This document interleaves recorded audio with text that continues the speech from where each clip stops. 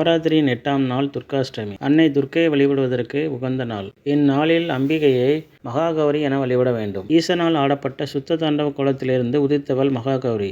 அம்பிகை வெண்மையான வடிவம் கொண்ட ஆவேச சக்தி.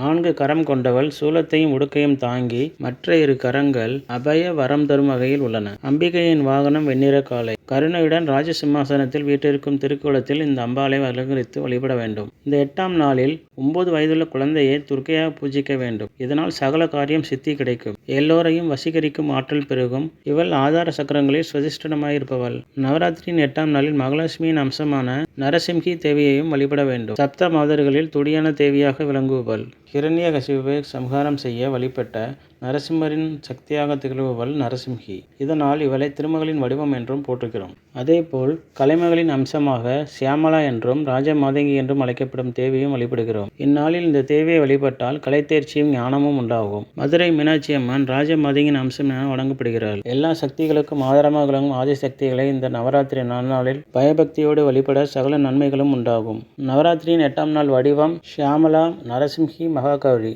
கோலம் மருதாணி கோலம். மலர் மருதாணிப்பூ, தாமரை, நிலோற்பழம், மருக்குளுந்து. இலை நாயுருவி, மாவிலை, மருதாணி இலை. பழங்கள் திராட்சை, வாழை, அன்னாசி, மாதுளை. நிறம் இளஞ்சிவப்பு, ஊதா. நைவேத்தியம் பால் சாதம், மொச்சை சுண்டல், உப்பு உருண்டை, பால் கொழுக்கட்டை, பழங்கள்.